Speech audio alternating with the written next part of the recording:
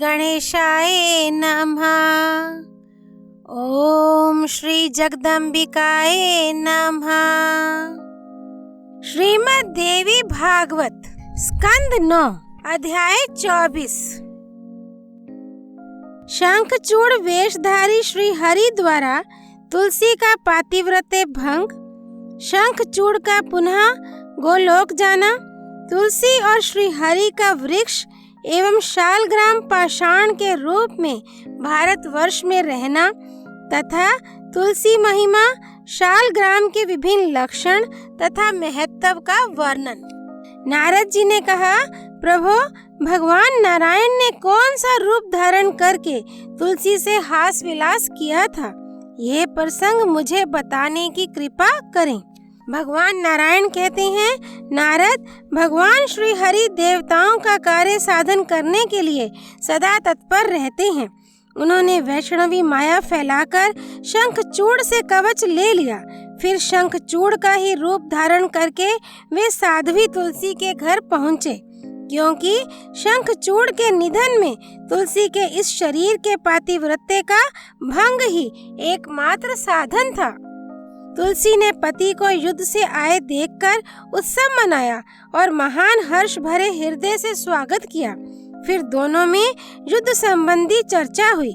तदनंतर शंखचूड़ के वेश में जगत प्रभु भगवान श्री हरि सो गए।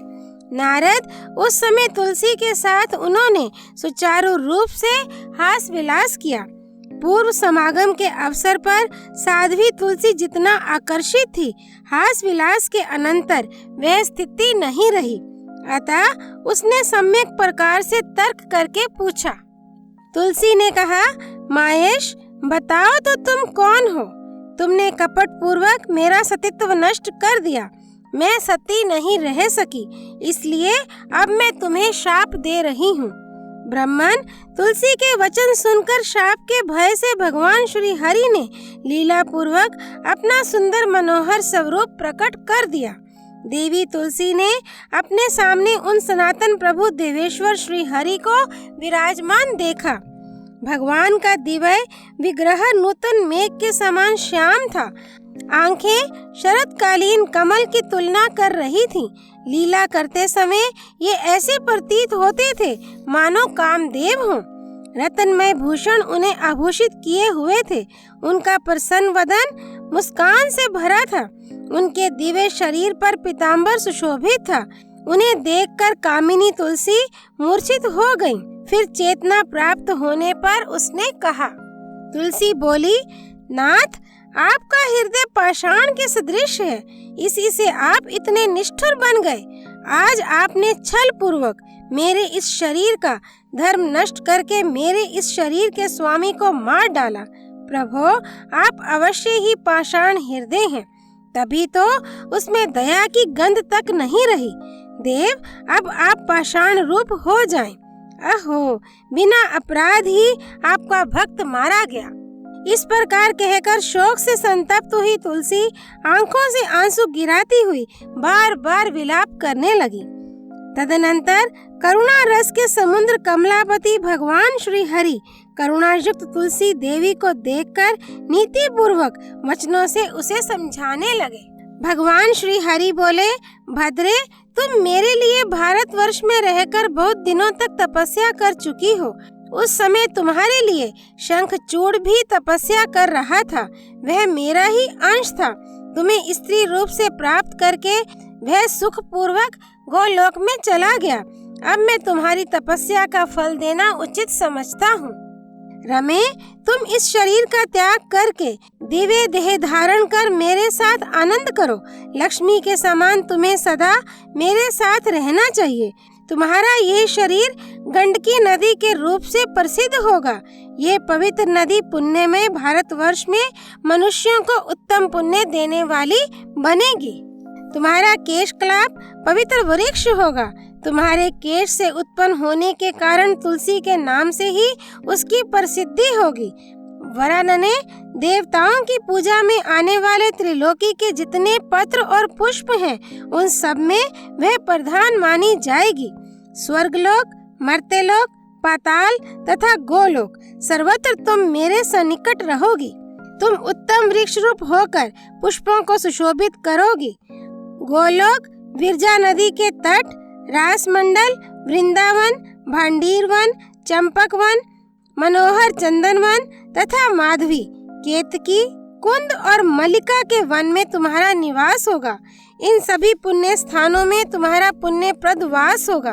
तुलसी वृक्ष के नीचे के स्थान परम पवित्र होंगे, अतएव वहाँ संपूर्ण तीर्थों का पुण्यप्रद अधिष्ठान होगा। वरुण ने तुलसी के गिरे हुए पत्तों को प्राप्त करने के लिए उसी के नीचे समस्त देवता रहेंगे तथा मैं भी रहूंगा। तुलसी पत्र के जल से जिसका अभिषेक हो गया उसे संपूर्ण तीर्थों में स्नान तथा समस्त यज्ञों में दीक्षित समझना चाहिए। साध्वी हजारों घड़े अमृत से भगवान श्री हरि को जो तृप्ति होती है उतनी ही तृप्ति वे तुलसी के एक पत्ते के चढ़ाने से प्राप्त करते हैं। 10,000 गोदान से जो फल प्राप्त होता है वही फल कार्तिक महीने में तुलसी के पत्र दान से सुलभ है। जिस व्यक्ति के मुख में मृत्यु के अवसर पर तुलसी पत्र का जल प्राप्त हो जाता है वह संपूर्ण पापों से मुक्त होकर भगवान विष्णु के लोक का अधिकारी बन जाता है। जो मनुष्य नित्य प्रति भक्ति पूर्वक तुलसी का जल ग्रहण करता है वह लाख अश्वमेध यज्ञों का फल पा लेता है। जो मानव तुलसी को अपने हाथ में लेकर तीर्थों में प्राण त्यागता है वह विष्णु लोक में चला जाता है। तुलसी काष्ठ की माला को गले में धारण करने वाला पुरुष पद पद पर अश्वमेध यज्ञ के फल का भागी होता है, इसमें संदेह नहीं। जो मनुष्य तुलसी को अपने हाथ पर रखकर प्रतिज्ञा करता है और फिर उस प्रतिज्ञा का पालन नहीं करता उसे सूर्य और चंद्रमा की अवधि पर्यंत कालसूत्र नामक नरक में यातना भोगनी पड़ती है। जो मनुष्य तुलसी के समीप झूठी प्रतिज्ञा करता है वह कुंभीपाक नामक नरक में जाता है और वहाँ दीर्घ काल तक वास करता है। मृत्यु के समय जिसके मुख में तुलसी के जल का एक कण भी चला जाता है तो वह अवश्य ही विष्णु लोक को जाता है। पूर्णिमा, अमावस्या, द्वादशी, सूर्य संक्रांति, मध्याकाल, रात्रि, दोनों संध्याएं, अशौच के समय, रात में सोने के पश्चात बिना नहाए धोए इन समयों में तथा तेल लगाकर जो मनुष्य तुलसी के पत्रों को तोड़ते हैं वे मानो स्वयं भगवान श्री हरि के मस्तक को ही काटते हैं। साध्वी श्राद्ध, व्रत, दान, प्रतिष्ठा तथा देवार्चन के लिए तुलसी पत्र बासी होने पर भी 3 रात तक पवित्र ही रहता है। पृथ्वी पर अथवा जल में गिरा हुआ तथा श्री विष्णु को अर्पित तुलसी पत्र धो देने पर दूसरे कार्य के लिए शुद्ध माना जाता है। गोलोक निरापद धाम है। तुम तुलसी की अधिष्ठात्री देवी बनकर गोलोक में मुझ श्री कृष्ण के साथ निरंतर क्रीड़ा करोगी। तुम्हारी देह से उत्पन्न नदी की जो अधिष्ठात्री देवी है वह भारतवर्ष में परम पुण्यदा नदी बनकर शार समुद्र की पत्नी होगी। वह समुद्र मेरा ही अंश है। स्वयं तुम महासाध्वी वैकुंठ में मेरे सन्निकट निवास करोगी। तुम लक्ष्मी के समान वहाँ विराजमान रहोगी, इसमें संशय नहीं है। मैं तुम्हारे शाप को सत्य करने के लिए भारतवर्ष में पाषाण शालग्राम बनूंगा। गंडकी नदी के तट पर मेरा वास होगा। वहाँ रहने वाले करोड़ों कीड़े अपने तीखे दांत रूपी आयुधों से काट काट कर उस पाषाण में मेरे चक्र का चिन्ह करेंगे, जिसमें एक द्वार का चिन्ह होगा, 4 चक्र होंगे और जो वनमाला से विभूषित होगा वह नवीन मेघ के समान श्याम वर्ण का पाषाण लक्ष्मी नारायण का बोधक होगा, जिसमें एक द्वार और 4 चक्र के चिन्ह होंगे तथा वनमाला की रेखा नहीं प्रतीत होती होगी। ऐसे नवीन मेघ की तुलना करने वाले श्याम रंग के पाषाण को लक्ष्मी और विष्णु की प्रतिमा समझनी चाहिए। 2 द्वार, 4 चक्र और गाय के खुर के चिन्ह से सुशोभित एवं वनमाला के चिन्ह से रहित पाषाण को भगवान राघवेंद्र का विग्रह मानना चाहिए। जिसमें बहुत सूक्ष्म 2 चक्र के चिन्ह हो और वनमाला की रेखा ना हो, उस नवीन मेघ के समान कृष्ण वर्ण के पाषाण को भगवान वामन मानना चाहिए। अत्यंत छोटे आकार में 2 चक्र एवं वनमाला से सुशोभित पाषाण स्वयं भगवान श्रीधर का रूप है, ऐसा समझना चाहिए। ऐसी मूर्ति गृहस्थों को सदा श्री संपन्न बनाती है, जो पूरा स्थूल हो, जिसकी आकृति गोल हो, जिसके ऊपर वनमाला का चिन्ह अंकित ना हो तथा जिसमें 2 अत्यंत स्पष्ट चक्र के चिन्ह दिखाई पड़ते हों, वह पाषाण भगवान दामोदर का बोधक है। जो मध्यम श्रेणी का वर्तुलाकार हो, जिसमें 2 चक्र तथा धनुष और बाण के चिन्ह शोभा पाते हों एवं जिसके ऊपर बाण से कट जाने का चिन्ह हो, उस पाषाण को रण में शोभा पाने वाले भगवान राम मानना चाहिए। जो मध्यम श्रेणी का पाषाण 7 चक्रों से तथा छत्र एवं आभूषण से अलंकृत हो, उसे भगवान राजराजेश्वर की प्रतिमा समझे। उसकी उपासना से मनुष्यों को राजा की संपत्ति सुलभ हो सकती है। 14 चक्रों से सुशोभित तथा नवीन मेघ के समान रंग वाले स्थूल पाषाण को भगवान अनंत का विग्रह मानना चाहिए। उसके पूजन से धर्म, अर्थ, काम और मोक्ष ये चारों फल प्राप्त होते हैं। जिसकी आकृति चक्र के समान हो तथा जो 2 चक्र, श्री और गोखुर के चिन्ह से शोभा पाता हो, ऐसे नवीन मेघ के समान वर्ण वाले मध्यम श्रेणी के पाषाण को भगवान मधुसूदन समझना चाहिए। केवल एक गुप्त चक्र से युक्त पाषाण भगवान गदाधर का तथा 2 चक्र एवं अश्व के मुख की आकृति से युक्त पाषाण भगवान हयग्रीव का विग्रह कहा जाता है। साध्वी जिसका मुख अत्यंत विस्तृत हो, जिस पर 2 चक्र चिन्हित हो तथा जो बड़ा विकट प्रतीत होता हो, ऐसे पाषाण को भगवान नरसिंह की प्रतिमा समझनी चाहिए। मनुष्यों के लिए ये सद्य वैराग्य प्रदान करने वाला है, जिसमें 2 चक्र हो, विशाल मुख हो तथा जो वनमाला के चिन्ह से संपन्न हो। ग्रस्तों के लिए सुखदायी उस पाषाण को भगवान लक्ष्मी नारायण का विग्रह समझना चाहिए, जो द्वार देश में 2 चक्रों से युक्त हो तथा जिस पर श्री का चिन्ह स्पष्ट दिखाई पड़े। ऐसे पाषाण को भगवान वासुदेव का विग्रह मानना चाहिए। इस विग्रह की अर्चना से संपूर्ण कामनाएं सिद्ध हो सकेंगी।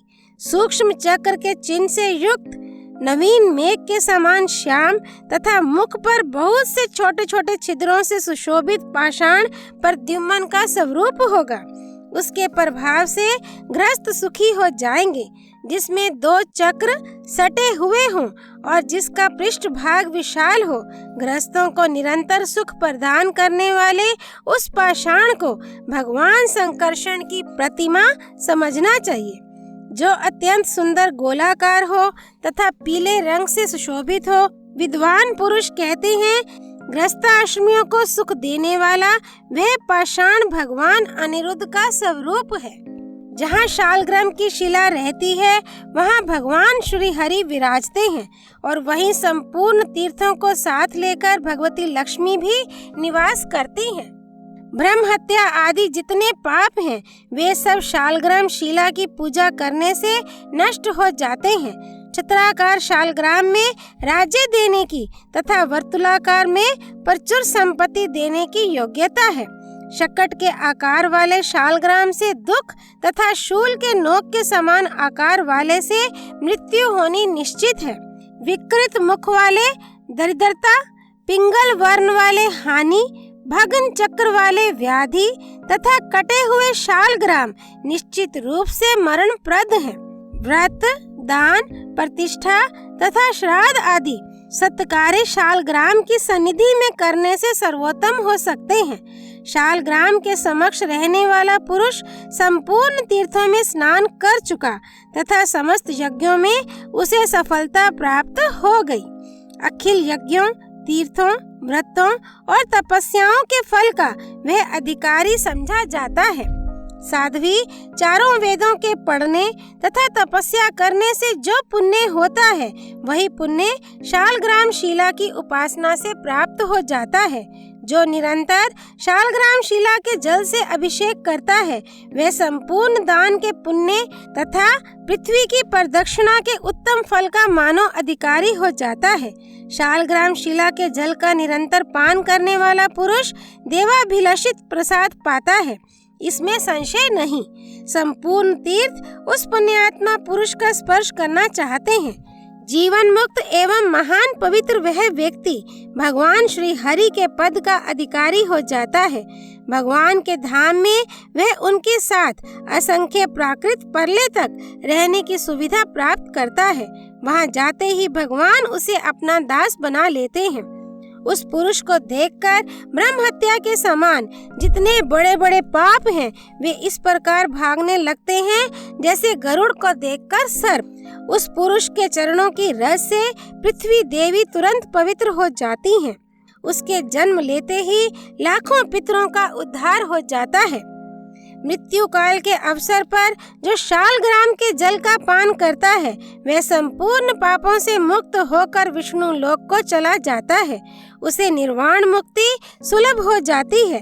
वह कर्म भोग से छूटकर भगवान श्री हरि के चरणों में लीन हो जाता है, इसमें कोई संशय नहीं। शालग्राम को हाथ में लेकर मिथ्या बोलने वाला व्यक्ति कुंभी पाक नरक में जाता है और ब्रह्मा की आयु पर्यंत उसे वहां रहना पड़ता है। जो शालग्राम को धारण करके की हुई प्रतिज्ञा का पालन नहीं करता उसे लाख मनवंतर तक 80 पत्र नामक नरक में रहना पड़ता है। कांते, जो व्यक्ति शालग्राम पर से तुलसी के पत्र को दूर करेगा उसे दूसरे जन्म में स्त्री साथ ना दे सकेगी। शंख से तुलसी पत्र का विच्छेद करने वाला व्यक्ति भार्याहीन तथा 7 जन्मों तक रोगी होगा। शालग्राम, तुलसी और शंख, इन तीनों को जो महान ज्ञानी पुरुष एकत्र सुरक्षित रूप से रखता है उससे भगवान श्री हरि बहुत प्रेम करते हैं। नारद, इस प्रकार देवी तुलसी से कहकर भगवान श्री हरि मौन हो गए। उधर देवी तुलसी अपना शरीर त्याग कर दिव्य रूप से संपन्न हो भगवान श्री हरि के वक्षस्थल पर लक्ष्मी की भांति शोभा पाने लगी। कमलापति भगवान श्री हरि उसे साथ लेकर वैकुंठ पधार गए। नारद, लक्ष्मी, सरस्वती, गंगा और तुलसी, ये 4 देवियां भगवान श्री हरि की पत्नियां हुई। उसी समय तुरंत तुलसी की देह से गंडकी नदी उत्पन्न हुई और भगवान श्री हरि भी उसी के तट पर मनुष्यों के लिए पुण्यप्रद शालग्राम शिला बन गए। मुने, वहाँ रहने वाले कीड़े शिला को काट काट कर अनेक प्रकार की बना देते हैं। वे पाषाण जल में गिरकर निश्चय ही उत्तम फल प्रदान करते हैं। जो पाषाण धरती पर पड़ जाते हैं उन पर सूर्य का ताप पड़ने से पीलापन आ जाता है। ऐसी शिला को पिंगला समझना चाहिए। वह शिला पूजा में उत्तम नहीं मानी जाती। नारद, इस प्रकार यह सभी प्रसंग मैंने कह सुनाया। अब पुनः क्या सुनना चाहते हो? अध्याय 24 संपूर्ण। श्री हरि नारायण भगवान की जय। शालग्राम भगवान की जय। श्री विष्णु भगवान प्रिया तुलसी महारानी की जय। माँ लक्ष्मी, माँ सरस्वती, माँ गंगा की जय। गंडकी नदी की जय। देव ऋषि नारद की जय। श्री भगवती देवी अर्पणमस्तु।